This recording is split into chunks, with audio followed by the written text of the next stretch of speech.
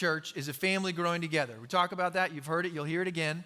But what that means is a couple things. One of them is that you have a bunch of these little families that make up this big family. And if you take a look at these little families, you'll see very different parenting styles. You got some out there that are like the free-range parents, right? They just kind of let them go. And whoever makes it home, those are the tough ones. Those are the ones we keep. It's just kind of a survive as you can. You have the well-meaning but tired parents, right? Those are the first one turns out real good, but maybe we overestimated, and by the time you get to the bottom one, and it's like, well, not much left for this one. So you just take what you can. The average is still pretty good on that one. You also, a fun one that was introduced in recent past is the helicopter parent. Familiar with this one, right? Helicopter parent. Now, this would have been the early millennial, late Gen X, especially. There's that category in there generationally that was a thing, to hover over the kids. Now, the helicopter parent has a couple things that they, again, mean very well, but maybe don't turn out as they hoped.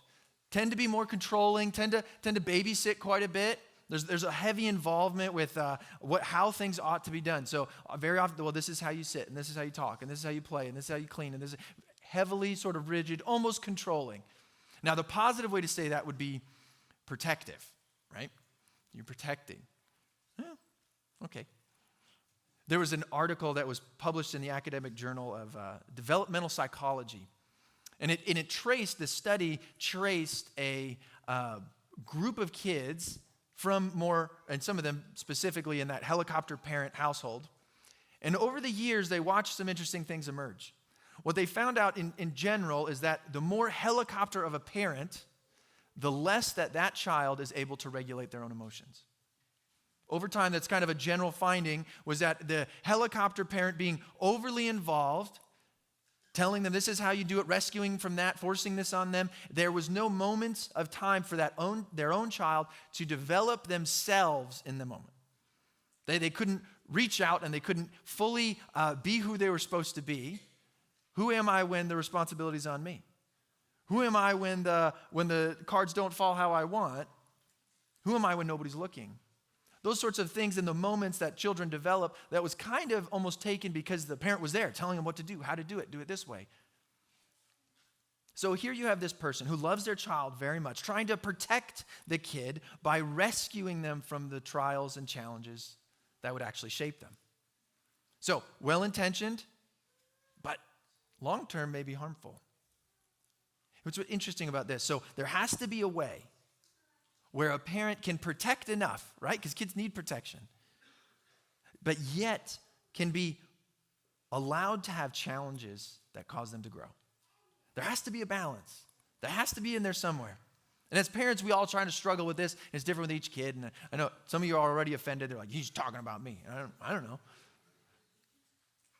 But what we see from this passage is that God as our Father actually strikes a perfect balance. God as our Father, as a parental figure, as someone who cares and loves and is bringing us up in life, he will protect us, but he will also grow us. He will protect us, but he will also put us in places where the challenge is going to shape me toward perfection. It's going to grow me towards who he wants me to be. So we come to this line in our prayer that sort of focuses on that idea. In Matthew 6, verse 13, it says this, "And lead us not into temptation, but deliver us from the evil one." There's an idea here of protection that we're asking for, and this is the last request of the prayer. We're petitioning him, God, would you please protect us? But there's a way that we're specifically asking. Now this line, this phrasing might sound confusing to you. It's confused many people, and part of that is because of the way it's written. We don't necessarily speak this way, and it feels sort of distant from how we understand people. We read it and we see it as two parts, two separate thoughts. But that's not actually how it's written. That's not what it means. If you were a first century little Jewish boy or girl and you're sitting there and you're listening to Jesus and he's saying, this is how you pray, you would not have heard it as two separate parts because you would have grown up in a world that the Hebrew thought that had parallelism, is what it's called, very prevalent in all their teaching. Parallelism is this idea of two truths that are parallel, that are really just one truth. I'm saying the same truth, I'm teaching you the same thought, but I'm teaching you in two different perspectives that are parallel to one another. So, for instance, it could look like this. Proverbs 15:1, a gentle answer turns away wrath, but a harsh word stirs up anger. Right? So we're talking about the same thing, but we're giving two different sides of the same truth, right? It gives it a deeper picture. Or maybe a couple verses later, the soothing tongue is a tree of life, but a perverse tongue crushes the spirit.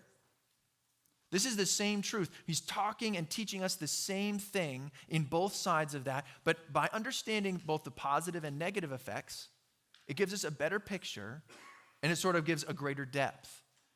Jesus in this prayer is doing this same thing. Now, specifically, we're going to get all smart, all right? Specifically, because it's the same parallel truths, but they're opposite of one another. It's parallelism, but you're going to love this. It's called antithetical parallelism, all right? I just want you guys to throw this out at coffee sometime this week, all right? So let's try it together. Antithetical parallelism, right? There's a run through. Here, let's do it together. Antithetical parallelism. Perfect. Just try to work that into a conversation this week, all right? I just want to see you do that. It'll be great. You have this net positive and net negative effect of this truth. What happens when we live this way? What happens when we don't? What is the positive? What is the negative?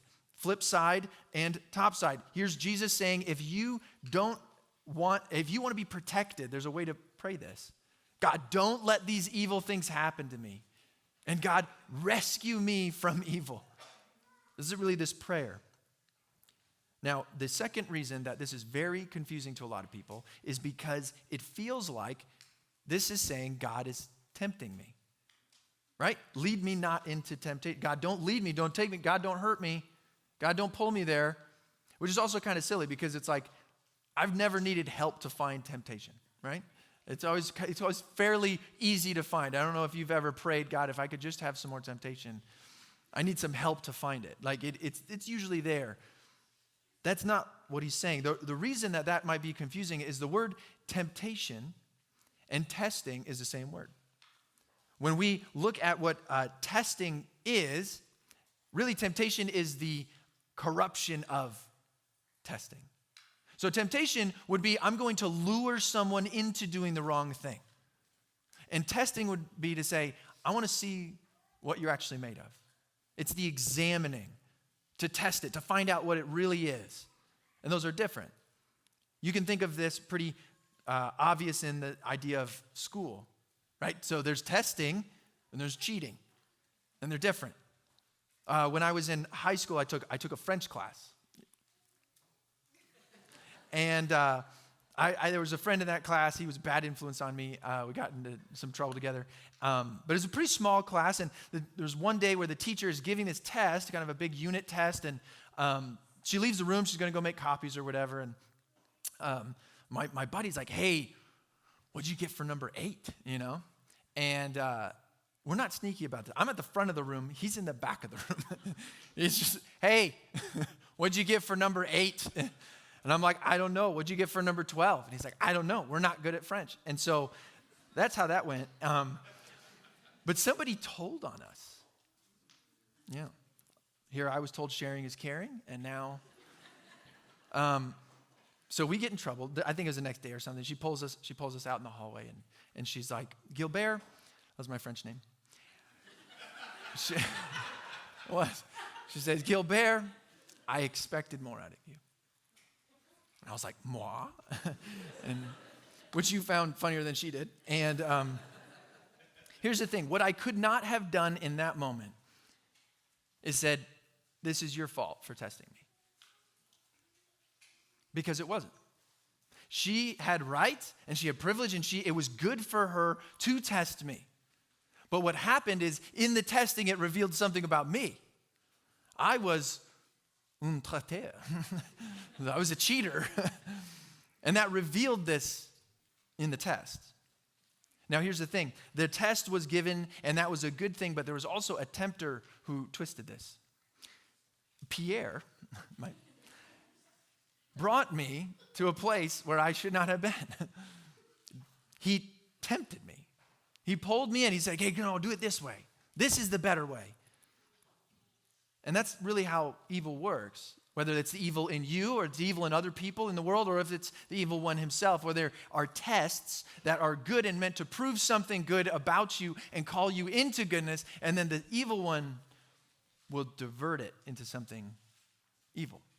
It will capture it. It will use it as a platform to launch a temptation. Testing in and of itself is good. And there's this huge history of this. If we look back in the Bible, there's this huge history of being tempted, and there's no way that we can look at that and say, man, that's God tempting. It isn't. It never is. God doesn't tempt. He will test, but he will not tempt. James puts it this way: when tempted, no one should say, God is tempting me. For God cannot be tempted by evil, nor does he tempt anyone. But each person is tempted when they're dragged away by their own evil desire and enticed. And so you kind of hear that. This idea of temptation is the pulling away, not seeing who they really are, but I'm going to corrupt who you are. That's what temptation is. Again, in the Bible, you see a history of God's testing being used to call someone into faithfulness, call them into obedience, to see who they really are, and then the evil one's twisting of that into temptation. You can go all the way back to the beginning, and God created this beautiful world, and he crafted a wonderful garden, and he put them there. And then in the middle of the garden, he put a test. He put a tree. He said, don't eat from this. It's like as pure of a test as it is. That is the cookies on the counter kind of test, right? And here's the thing. Up until the moment that they gave in, that was a testament of faithfulness. It was a testament of obedience. It was a lifestyle that said, I'm willing to obey God. It's good to obey God. I would rather obey God. And then the snake whispered in their ear, wouldn't you like to be the one that makes the rules? Wouldn't it be better? And he took this test and he turned it into a temptation to usurp. And so the serpent at that tree in that garden tempted them to dishonor their father. You can move forward. You could see this in Israel, right? Israel's this nation that God says, I'm going to work through you and you're going to be my people and this is how I want you to live. He saves them from Egypt and he says, I'm going to grow you and I'm going to turn you into this nation that everyone can learn who I am through you. And they swear that they're going to follow him. They swear. And Deuteronomy 8:2 says this, remember how the Lord your God led you all the way in the wilderness these 40 years. Why would he do that? To humble and test you in order to know what was in your heart, whether or not you would keep his commands. To test them, to humble them. That's why. So in the desert, in the hunger, in the heat, in the war, in the attack, they would follow him. What's really in that heart? What do you truly love most? Let's see what you're made of. And Satan slithers in and tempts them. Instead of a moment of hardship that cures their faith, they slip into doubting and whining and complaining and questioning. How could a good God do this? In fact, they turned it around and they said, you know what we're going to do? We're going to test him. God, if you loved us so much, you'll do it this way. God, if you wanted us to be happy, if you truly cared, it would look like this. This is how you are supposed to take care of us, God. God didn't like that. Numbers 14. Not one of those who saw my glory and the signs I performed in Egypt in the wilderness who disobeyed me and tested me 10 times, not one of them will ever see the land I promised on oath to their ancestors. You failed. They failed the test. And there were consequences. There were consequences. Not one of them will see it. Even after that generation dies and the next generation gets to the promised land. And they get there and really once they're there, you would think this is it, but God has actually allowed some of the enemy nations to stay. You say, well, why would God do that? Judges 3 tells us they were left to test the Israelites, to see whether they would obey the Lord's commands, which he had given through their ancestors, through Moses. He's going to test them. It's his right. He's still good. He's allowed to do these things. It's not wrong. And Israel fails.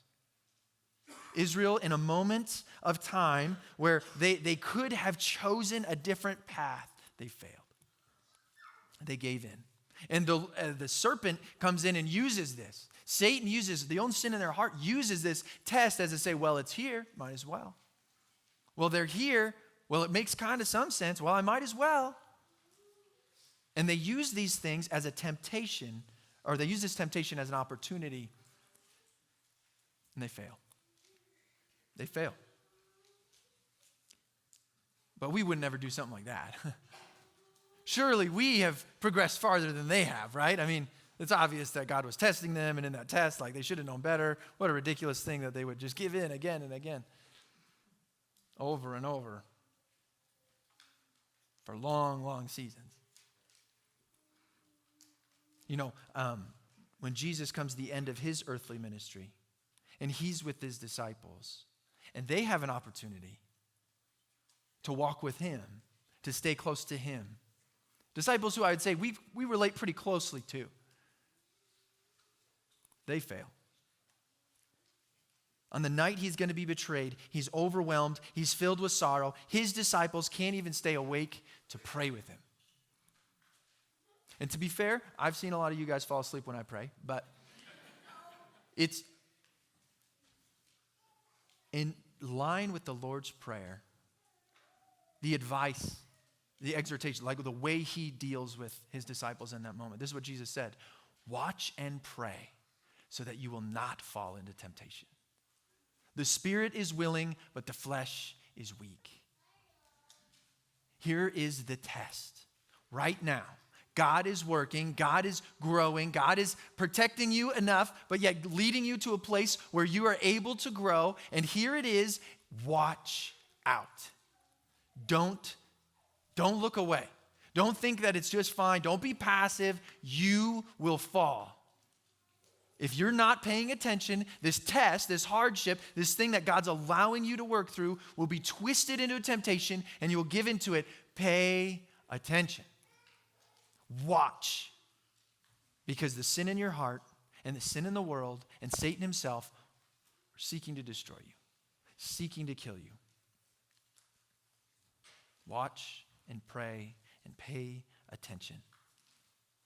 Here's the thing: the disciples fail. They go to sleep.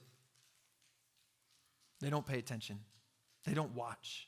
And in this garden, with this snake Judas slithering around, the disciples are tempted and they give in again. Here's a story about someone who didn't give in, even when the test was used to tempt him. Matthew 4, at the beginning of Jesus' ministry, it says, "Then Jesus was led by the Spirit into the wilderness to be tempted by the devil. After fasting 40 days and 40 nights, he was hungry, and the tempter came to him." He was there 40 days and 40 nights, like Israel's in the desert for 40 years. He's hungry. He's desperate. He has instructions. He knows what's right. He's been called to a mission. He needs to honor his Father. He needs to hold strong. And in these moments, he succeeds where Israel failed. I just need you to pay attention to this for a second. God led him there, knowing Satan would come and tempt him. That should startle us a little bit. That should be a sense of concern that maybe I need to pay closer attention to what's going on. Is it possible that the Lord knows exactly where your limits are, and he's going to bring you there to prove who you are? And if the Lord knows and he's bringing you there, there's a chance that the sin in your own heart and the sin in the people around you and the evil in this world and Satan himself may come to push you over the edge. There'd be a temptation that would come up. Jesus succeeded where Israel failed. Jesus succeeded to trust his Father for provision where Israel couldn't. Jesus succeeded where Israel failed because when God tested the purity of his heart, it came back perfect. Jesus succeeded. And where Adam failed in the garden, and he gave in, standing at the tree, listening to the snake, here Jesus succeeded in obedience and succeeded in faithfulness with a new garden and a new tree. And that same snake in different clothes. He effectively prays the Lord's Prayer there in that moment. Jesus says, "My Father, if it's possible, may this cup be taken from me, yet not as I will, but as you will." Jesus passes every test that we failed in. He succeeded in every temptation that we have failed in. And as he stands victorious, he turns and he invites us into that victory. See, it all comes down to Jesus. God will test you. Things will get hard, and in those tests, temptations may arise to take advantage of you, but Jesus comes along with a ministry of healing and reconciliation and new life and restoration, and Jesus can fix what we've broken. That's the good news. That's the good news, that he can fix what we've broken. He can deliver us into his own victory. You and I have been taken hostage by sin so many times. So many times. In thought, in deed, in action, maybe just in the words, maybe just even in the recesses of your own desires. You and I have been taken hostage, and so what we really need is someone who's more powerful than sin and more powerful than death itself. We need someone who can win the battle for us. What's amazing about temptation is that it's so different for many of us. Some of us are tempted by things others of us would never be tempted by, and vice versa. And what Satan may whisper in my ear might sound like gibberish to you. And yet, we have a hope that we share. We have a hope in Jesus that there's always growth and there's always freedom, because that's what he came to do. He came to seek and to save the lost. He came to set the captives free. He came to bring life into death. He came to rescue and deliver his people. So however trapped you feel and however stuck you think you are, and this is just me because this is who I am, however strong that hold is in your life, there is hope in Jesus. Because he can succeed where you have always failed. Believe that. Believe this truth this morning. Believe that Jesus accomplished it. Believe that not only he accomplished it, but it matters for your own life. It matters for where you are. Believe that you can rest in him and that you can be free. That the testings are on purpose. Because as Christians, we need help. And this prayer that Jesus says, hey, I want you to pray this, is asking for protection. You need it. You need help. You need to pray to God to ask for protection. Listen here, another way to say this would be pray for protection that leads to perfection. When we pray, lead us not into temptation, but deliver us from the evil one, we're asking God to protect us from the situations where that testing would be twisted into a temptation that would overcome me. A temptation that I am susceptible to. Listen, God, I don't want to be close to the edge. I want to be close to you. God, don't put me in a place where I am feeling the strain and the pain. And sometimes, listen close on this, sometimes God hears us and says no. Is that concerning? Right? Just like back there where I was saying, sometimes God will put you through these testings and it's going to hurt. Sometimes when you're there and you're in the test, maybe the whole thing he's asking you to learn is that you would cry out and say, God, I can't handle this and I need you. And that is the moment of growth. And he says, I'll grant you this. I'll pull this away. And you don't have to go through this. And I'm gonna miraculously deliver this, or through life, I'm gonna restore this somehow. And he may say yes, but here's the thing. When Jesus asked, the Father said no. That he would bring you through this. That he would bring Jesus through this, because in this testing, at the other end of it is a greater deliverance. There's greater life.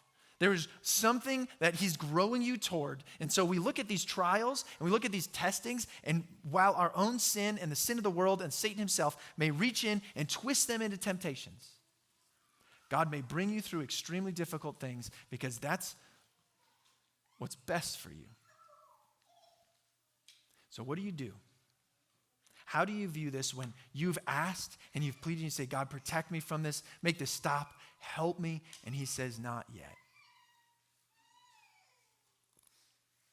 Famous verse around Westmark is this beginning of James, where he says, consider it pure joy, my brothers and sisters, whenever you face trials of many kinds, because you know that the testing of your faith produces perseverance. Let perseverance finish its work in you, so that you may be mature and complete, not lacking anything. So you're going through this. Here's the deal. You're praying and you're asking, lead me not into this place where the temptation can grab a hold, where the testing could be used against me, and don't let me get there. And exercising that prayer is an act of faith, and you should do it. And sometimes, as hard as it is to hear, God will say, no, I need you to keep going. There's more. There's more. And when that happens and you get that answer, you don't give up. You don't question him. You don't try to turn the test on him. Instead, you say, I consider this pure joy, because I know you're building something in me. I know you're growing me. You're creating me to be more than I am right now. You're restoring me and you're moving me toward perfection. I need protection from the things I can't handle, and the things that you're allowing in that I think I can't handle, I'm going to trust you with, because you're moving me toward perfection. And I can persevere, and I can hold on, and I can stay alert, and I can stay watchful. And so some of us may have prayed, Father, take this cup from me. And he said no. And what I need you to understand is that is not an excuse to then give into the temptation. It's an excuse to keep going, to hold strong, because he's working on your perfection. And so we end up praying things. We say, God, I don't want to hear the snake in the garden. God, I don't want to be in the desert. I don't want to be lulled to sleep. I don't want to be up against this. I don't want to miss what you're doing. I want to experience new life and closeness to you. Amen. And you say, God, I don't want to take my daily bread for granted and become this gluttonous monster. God, help me. I want to experience freedom. Amen.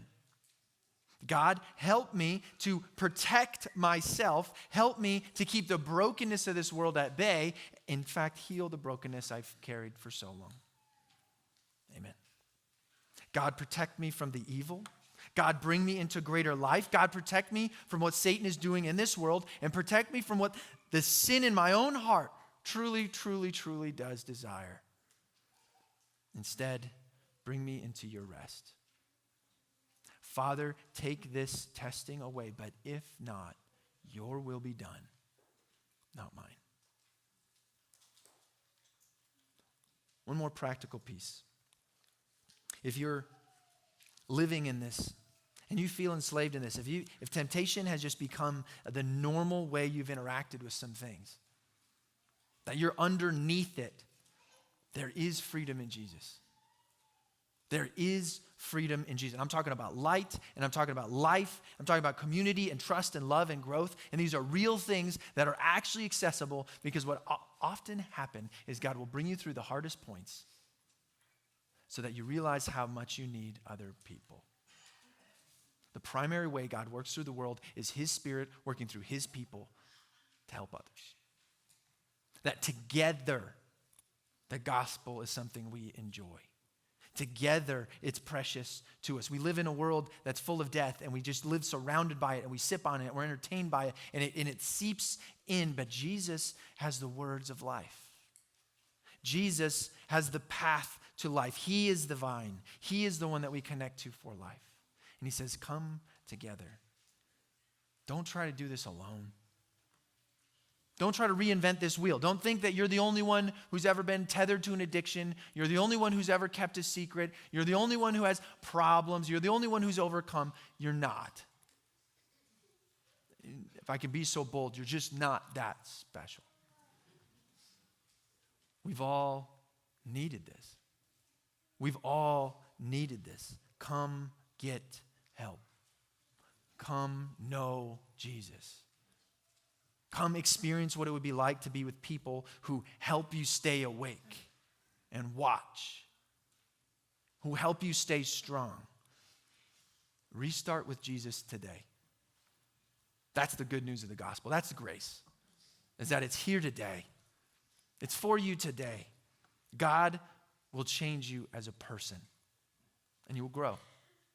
God has more for you. God can redeem the lost things. That's what he does. He has new life because Jesus gave his life for you.